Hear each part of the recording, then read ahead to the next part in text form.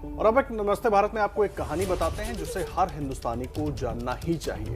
ये पूरे देश को प्रेरणा देने वाली कहानी है। पद्म सम्मान से नवाजे गए असली नायकों की कहानी है ये। पर कुछ लोगों को इस सादगी में भी दिखावा नजर आ रहा था।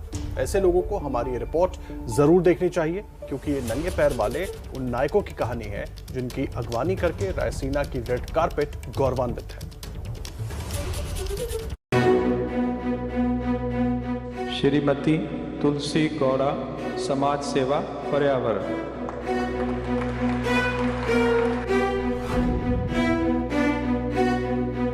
श्री हरेकल हाजब, समाज सेवा।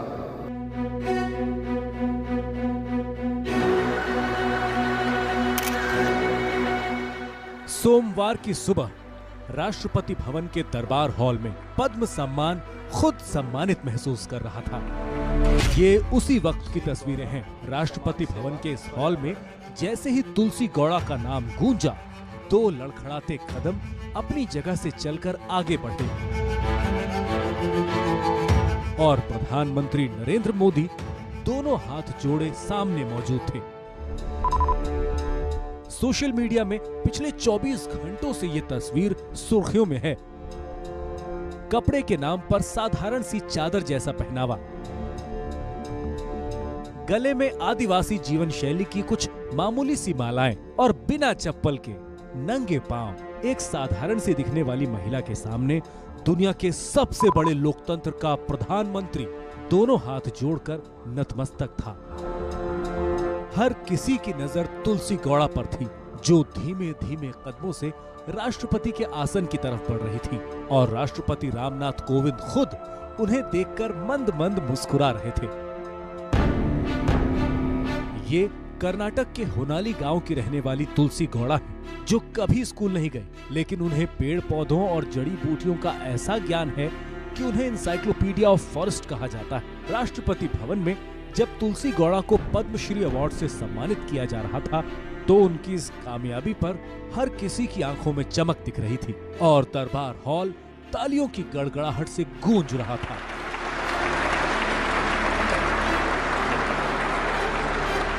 पिछले 24 घंटे से लोग गूगल पर तुलसी गौड़ा के बारे में जानकारी जुटा रहे हैं और उनके बारे में जानने की कोशिश कर रहे हैं, लेकिन उनका परिचय बस इतना है कि वो पिछले 6 दशकों से पर्यावरण संरक्षण के काम में जुटी हुई हैं। तुलसी खुद बताती हैं कि उन्होंने 20 साल की उम्र में ही पेड़ पौधों को अपनी जिंदगी में शामिल कर लिया था।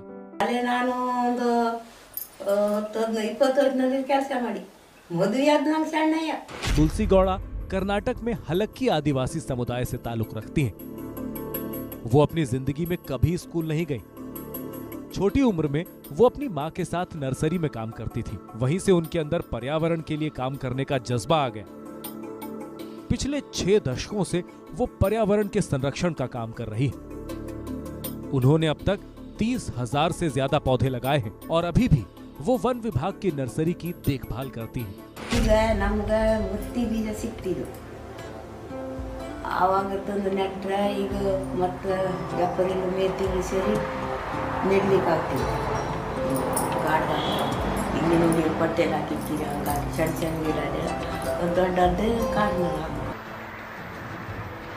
कर्नाटक की ऐसी ही एक शख्सियत का नाम है हरेकला हजब्बा। मैंगलोर की सड़कों पर टोकरी में संतरा रखकर बेचने वाले हरेकला की हैसियत का अंदाजा उनके कपड़ों से मत लगाइए। एक दिन पहले ही राष्ट्रपति भवन का हॉल उनके नाम से गूंज रहा था। श्री हरेकल हाजब, समाज सेवा।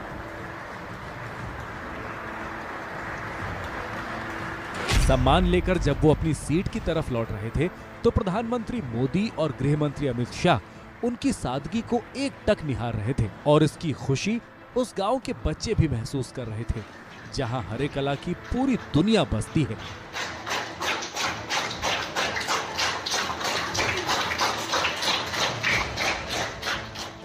आप ये सुनकर हैरान रह जाएंगे कि संतरे बेचकर रोजाना 150 रुपए कमाने वाले हरेकला हजब्बा ने अपनी मेहनत की कमाई का पाई पाई जोड़कर अपने गांव में प्राइमरी स्कूल बनवा दिया, क्योंकि वो खुद पढ़े लिखे नहीं थे और ये नहीं चाहते थे कि उनके गांव के बच्चे भी अनपढ़ रह जाएं। हरेकला हजब्बा के बारे में लोग बताते हैं कि कुछ विदेशी पर्यटकों ने उनसे संतरों का दाम पूछा, लेकिन पढ़े लिखे न होने की वजह से वो दाम बता नहीं पाए। इसकी टीस उन्हें लंबे वक्त तक रही और इसी के बाद उन्होंने अपने गांव में स्कूल खोलने का फैसला किया, क्योंकि उनके गांव में कोई भी स्कूल नहीं था। हरेकला के गांव न्यू पाडुपू में पहले कोई स्कूल नहीं था। साल 2000 में उन्होंने अपनी कमाई से स्कूल बनवाया। इसके लिए उन्होंने अपनी सारी जमा पूंजी खर्च कर दी। आज उनके स्कूल में 10वीं क्लास तक के बच्चे पढ़ते हैं। ये उसी स्कूल की तस्वीरें हैं जिसकी शुरुआत हरेकला हजब्बा ने की थी। आज उनका स्कूल काफी बड़ा दिखता है। स्कूल के बच्चे इंग्लिश पढ़ते हैं और हरेकला ये सब देखकर अंदर ही अंदर फूले नहीं समाते।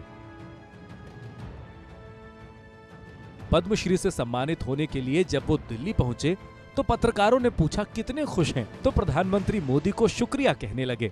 ಭಾರತ ನನ್ನನ್ನು ಮಾಧ್ಯಮ ಮುಖಾಂತರ ನನ್ನನ್ನು ದೇಶದ ಪ್ರಧಾನಮಂತ್ರಿ ತೋರಿಸಿಕೊಟ್ಟಿದ್ದರು. ಎಲ್ಲ ಕೈ ಜೋಡಿಸಬೇಕು ಮಾಧ್ಯಮ ಮಿತ್ರರಿಗೆ ಧನ್ಯವಾದ. पद्म सम्मान से सम्मानित होने वाले और पद्म सम्मान को सम्मानित करने वालों की फहरिस्त सिर्फ इतनी ही नहीं थी, उसमें महाराष्ट्र की राहीबाई सोमा पोपेरे भी शामिल हैं। आदिवासी परिवार से ताल्लुक रखने वाली राहीबाई पोपेरे भी तुलसी गौड़ा और हरेकला हजब्बा की तरह नंगे पांव ये सम्मान लेने आई थी। पिछले 24 घंटों से सोशल मीडिया पर इन तस्वीरों पर सवाल भी उठाए जा रहे हैं। कुछ लोग सवाल पूछ रहे हैं कि अगर पद्म सम्मान के लिए किसी को बुलाया जा रहा था तो क्या उन्हें चप्पल के लिए पैसे नहीं दिए जा सकते थे? लेकिन ऐसा लिखने वाले वही लोग हैं जो अपने एजेंडे के लिए कोई भी कुतर्क कर सकते हैं। 56 साल की राहीबाई की कहानी भी कुछ कम दिलचस्प नहीं है। लोग उन्हें सीड मदर यानी बीज माता के नाम से जानते हैं। करीब 20 साल पहले उनका पोता बीमार पड़ गया। उनके पोते की बीमारी की वजह थी जहरीली सब्जियां। तभी से उन्होंने जैविक खेती की शुरुआत करने का मन बनाया। उन्होंने तरह तरह के बीजों का एक बैंक तैयार किया। ये बीज बैंक किसानों के लिए बेहद मुफीद साबित हुए। वो अपनी जिंदगी में कभी स्कूल नहीं गई, लेकिन खेती में इनके ज्ञान का लोहा वैज्ञानिक भी मानते हैं। इससे पहले उन्हें राष्ट्रपति के हाथों नारी शक्ति सम्मान भी मिल चुका है और अब पद्मश्री सम्मान से उन्हें नवाजा गया है।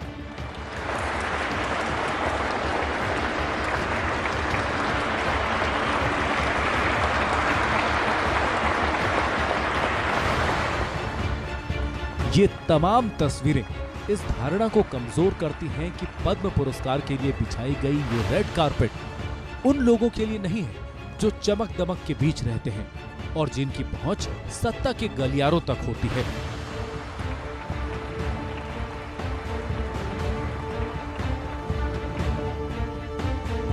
साधारण से दिखने वाले इन असाधारण लोगों की तस्वीरें इस बात की गवाही देती हैं कि देश ने अपने उन गुमनाम हीरोज को पहचानना अब शुरू कर दिया है जो वाकई ऐसे सम्मान के हकदार हैं।